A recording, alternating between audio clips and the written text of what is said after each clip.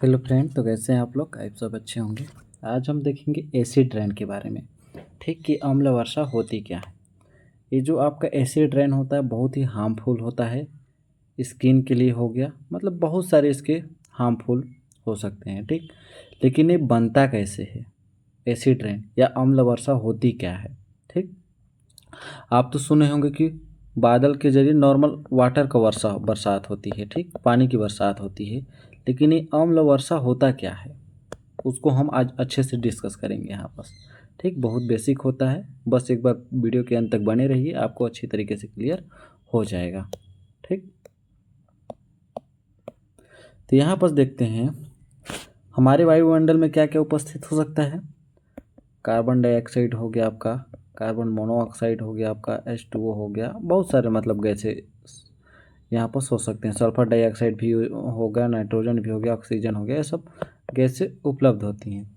तो क्या बोल रहा कि वायुमंडल में उपस्थित कार्बन डाइऑक्साइड, वायुमंडल में उपस्थित कार्बन डाइऑक्साइड, ठीक, CO2 तथा उद्योगों तथा वाहनों तथा तापीय बिजली घरों आदि से निकली गैसें, जैसे बड़े बड़े फैक्ट्री वगैरह होते हैं उसमें आपके sulphur dioxide and sulphide and H2S gas and NO2 भी रिलीज होते हैं।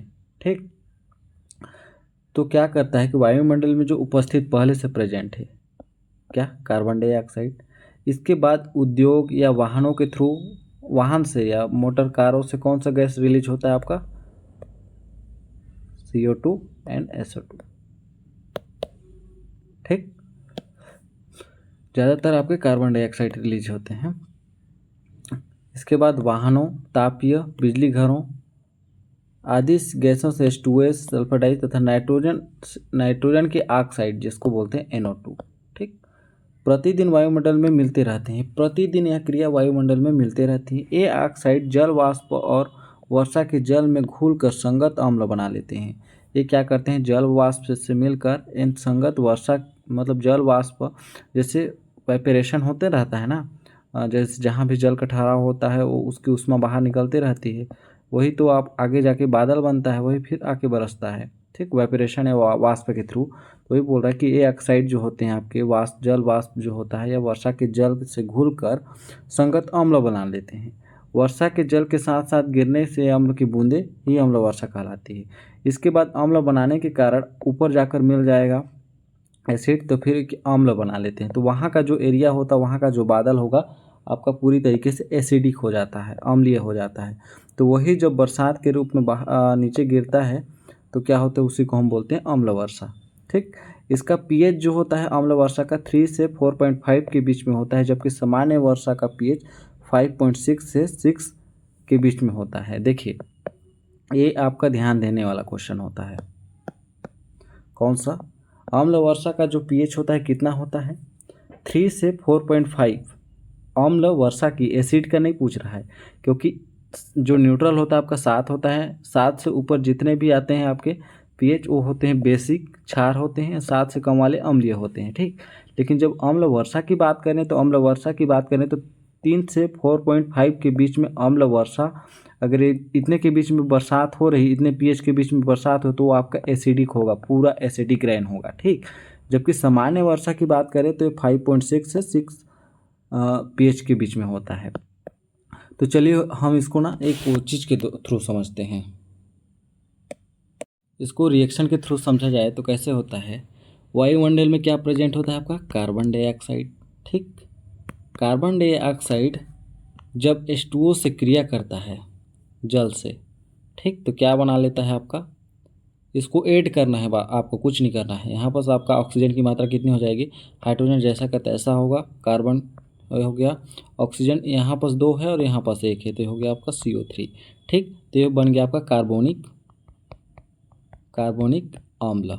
ठीक, इसके बाद ऑक्सीजन तो प्रेजेंट ही है कहाँ, वायुमंडल में।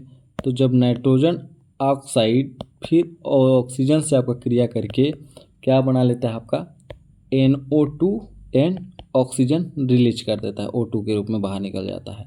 ठीक, ऑक्सीजन की मात्रा कितनी है यहाँ पर 4, तो दोनों में हो गया ना आपका, नाइट्रोजन डाइऑक्साइड हो गया, ऑक्सीजन के रूप में फिर बाहर निकल, ये आपका O3 ओजोन का है। ठीक, इसके बाद यदि रिएक्शन को आगे बढ़ाएं तो फिर क्या होगा, क्या बोलते हैं, कल कारखानों से क्या निकल रहा है हम लोग का, sulphur dioxide and NO2। NO2 भी तो निकल रहा। तो जो NO2 है वो ऑक्सीजन से क्रिया किया, क्योंकि वायुमंडल में ऑक्सीजन भी प्रेजेंट है। ठीक, इसके बाद जल वाष्प से मिला, जल वाष्प से मिलने के बाद क्या क्या बना लिया, जैसे बादल में तो जल वाष्प ही ना, तो जल वाष्प से मिलने के बाद क्या बना रहता है आपका HNO3 नाइट्रिक एसिड। अब इसको बैलेंस करने के लिए आपको क्या करना पड़ेगा, यहाँ पर हो गया आपका ऑक्सीजन कितना मात्रा हो गया, 2 4, तो यहाँ पर आप कुछ मत कीजिए, 4 यहाँ पर लिख दीजिए, इसके बाद हो गया आपका 2 यहाँ पर हो गया।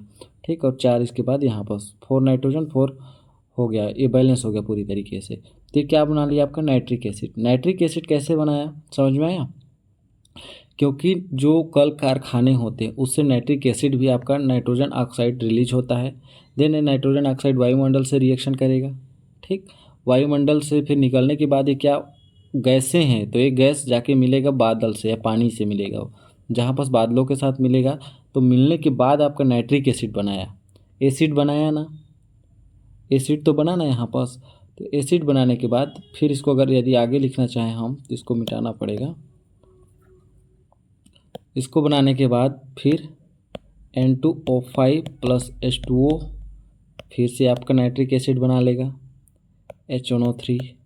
ठीक, बैलेंस करने के लिए यहाँ पर 2 आ जाएगा, 2, बस कुछ नहीं करना है आपका, नाइट्रोजन पेंटाऑक्साइड है। हाँ, इसके बाद एक रिएक्शन इस प्रकार से भी नाइट्रिक एसिड बन सकता है, ये ऊपर का ही है ना।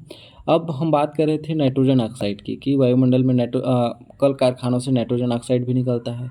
ठीक, अब बात करेंगे सल्फर डाइऑक्साइड के साथ कि वो जल के साथ घुल कर क्या बनाएगा। कल कारखानों से क्या निकलता है, सल्फर डाइऑक्साइड भी तो निकलता है। यहाँ पर देखिए नाइट्रोजन ऑक्साइड भी आपका निकला। अब बात करते हैं सल्फर डाइऑक्साइड की। ठीक, तो सल्फर डाइऑक्साइड जब आपका SO2 रिएक्शन करता है किससे, H2O से, तो क्या बना लेता है आपका H2SO3, जिसको हम बोलते हैं सल्फ्यूरस अम्ल। इसी को ना बोला जाता है सल्फ्यूरिक अम्ल, सल्फ्यूरस अम्ल।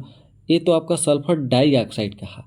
अब सल्फर ट्राइऑक्साइड जब क्रिया करेगा H2O से, तो ये क्या बना लेता है आपका H2 जैसा का तैसा, सल्फर जैसा का तैसा। अब ऑक्सीजन की मात्रा कितनी हो गई, 4 हो गई, तो SO4। ये होता है आपका सल्फ्यूरिक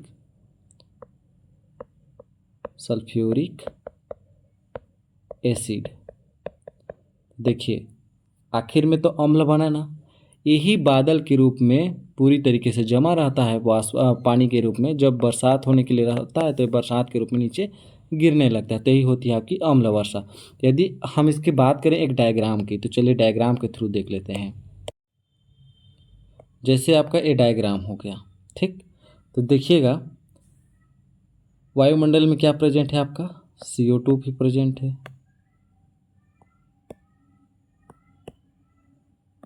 क्या प्रेजेंट है, CO2 भी प्रेजेंट है। ठीक, तो कल कारखाने से क्या निकल रहे हैं, nitrogen oxide and sulphur dioxide. ठीक, नाइट्रोजन ऑक्साइड निकल कर क्या बना लेता है आपका, ऑक्सीजन से रिएक्ट करेगा, वायुमंडल में प्रेजेंट है। इसके बाद H2O से रिएक्ट करके क्या बना रहा था आपका HNO3। रिएक्शन देख लीजिएगा। ठीक, HNO3 बनाया, तो यही जो HNO3 होता है आपका बादल के रूप में जमा होता है, जल से क्रिया किया है, क्योंकि जल ये जो होता है बादल, ये तो जल ही ना है भाई, क्या है आपका, जल ही तो है। सॉरी, ये जो बादल है आपका, ये तो जल है, इसी से क्रिया करके आपका नाइट्रिक एसिड बनाया। इसी प्रकार सल्फर डाइऑक्साइड क्या बनाया था आपका, सल्फ्यूरस अम्ल। इसके बाद सल्फर ट्राइऑक्साइड सल्फ्यूरिक एसिड में बन जाता है। तो यही जो होता है वर्षा के रूप में बाहर मतलब नीचे गिरने लगता है बरसात के रूप में। यही होता है आपका एसिड रेन, अम्ल वर्षा। तो इतना तक समझ में आ गया। अब बात करते हैं इसके दुष्प्रभाव की, क्या क्या इसके साइड इफेक्ट हो सकते हैं। ठीक, तो ये क्या करता है आपका, पृथ्वी पर आकर अम्ल वर्षा से नदी, झील, तालाब आदि की जल की अम्लीयता बढ़ती है, क्योंकि अम्ल वर्षा हो रही है भाई, एसिड रेन हो रहा, तो जल की नॉर्मल जल की मात्रा घटेगी। ठीक, लेकिन अम्लीयता वाली जल की मात्रा बढ़ेगी। अत्यधिक अम्लीय जल से जल में मछलियाँ तथा अन्य जीव जंतु जो होते हैं मर जाते हैं, क्योंकि अम्ल झील तालाब आदि के निचली सतह में उपस्थित भारी धातुओं जैसे हो गया आपका एल्युमिनियम, मैग्नीज, लेड, जिंक और मर्क्यूरी को घोल देते हैं। ये धातु लवण जलीय जंतुओं तथा पौधों को नष्ट कर देता है। समझ में आ गया। अब दूसरा पॉइंट की बात करें तो अम्ल वर्षा के कारण मिट्टी का पीएच जो होता है पीएच मान 7 से कम हो जाता है।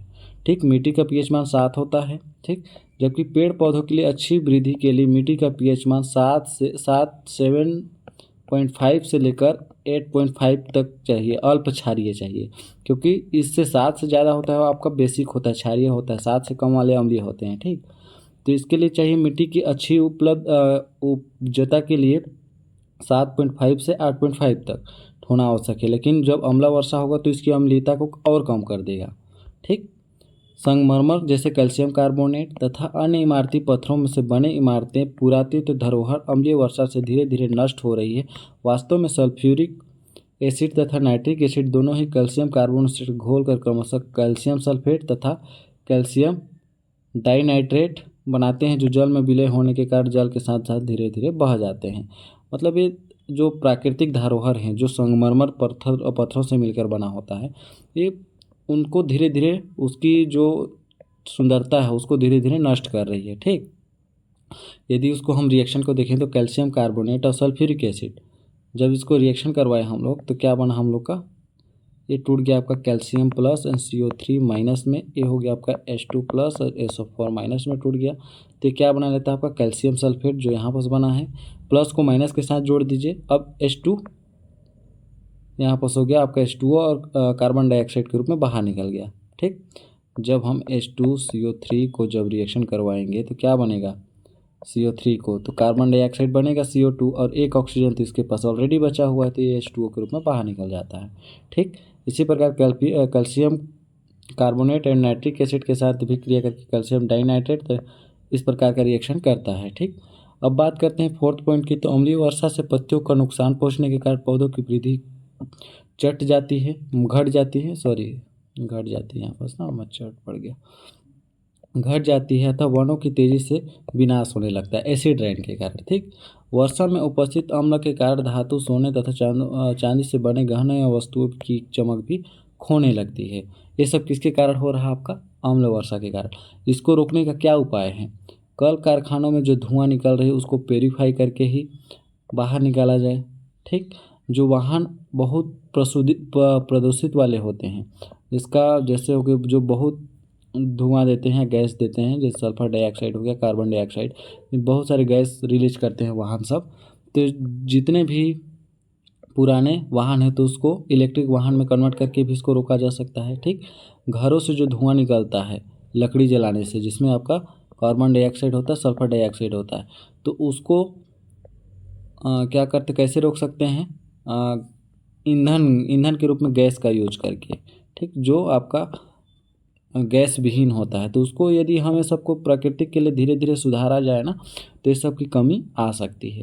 तो ये हो गया आपका एसिड रेन। आई होप दोस्तों आपको अच्छे से क्लियर आया होगा कि एसिड रेन होता क्या है। मिलते हैं नेक्स्ट वीडियो में, तब तक के लिए धन्यवाद।